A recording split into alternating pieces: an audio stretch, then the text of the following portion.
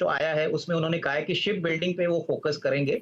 हमारा मानना है कि ये कंपनी अभी भी ऑलरेडी 4 साढ़े 4 हज़ार करोड़ के ऑर्डर बुक पे बैठी है और इस साल रिकॉर्ड प्रॉफिट कंपनी कमाएगी, करीबन 600 करोड़ का मुनाफा कंपनी कमाएगी। हमारा मानना है कि अगले साल दैट इज FY 25 के लिए भी ट्रैक्शन पॉजिटिव होना चाहिए क्योंकि ऑर्डर बुक अच्छा है, करीबन 750 करोड़ की प्रॉफिट आएगी।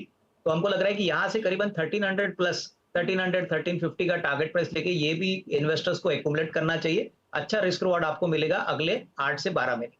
चलिए, कोचिन शिपयार्ड तो सरकार के जो बड़े काम ऐलान है और उन पर आधारित ये एक रिकमेंडेशन 1300 रुपए की टारगेट के साथ कोचिन शिपयार्ड को बाय करने की सलाह दे रहे हैं अविनाश जी। राइट, शर्मिला जी आपका फाइनल पिक। Petronet LNG।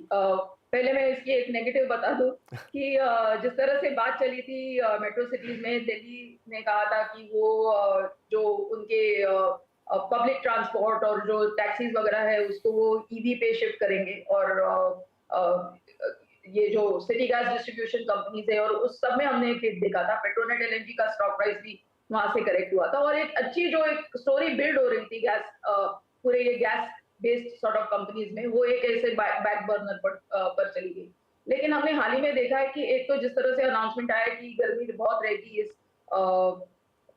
इस दौरान और तो उसके चलते पावर कंपनीज को ऑलरेडी कहा गया है कि स्पेशली द गैस कंपनीज की they have to step up and produce more power. तो उसमें पेट्रोनेट LNG का हाथ रहेगा। उसके साथ साथ आई थिंक जिस तरह से वंस अगेन बीजेपी मैनिफेस्टो में ये बात की गई है कि पाइप गैस का नेटवर्क बढ़ाने की बात हुई है एंड ओवरऑल हम देख रहे हैं कि जिस तरह के नतीजे इस कंपनी से आए हैं और जिस तरह का ग्रोथ प्लान है, इन सब चीजों को लेकर मुझे लगता है कि आप इस स्टॉक को खरीद सकते हैं with a target of 3।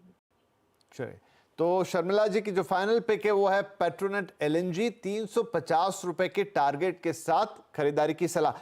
Quickly मैं रैप अप कर देता हूं, हमारे दोनों ही मेहमानों के 4-4 पिक आज आपके लिए हैं। तो शर्मिला जी के पिक सबसे पहले पेट्रोनेट LNG जो उन्होंने अभी अभी बताया 350 रुपए के टारगेट के साथ आप इसमें खरीदारी करके चलेंगे।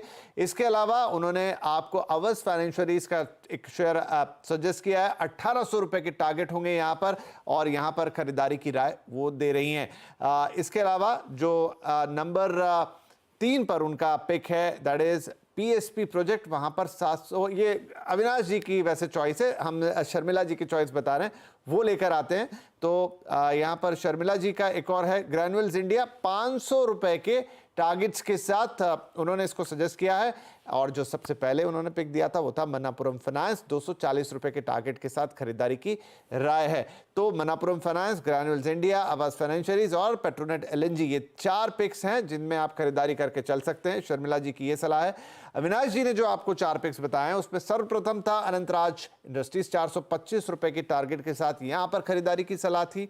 डीप इंडस्ट्रीज यहां टारगेट दिया था 429 रुपए के साथ, डीप इंडस्ट्रीज में खरीदारी की सलाह।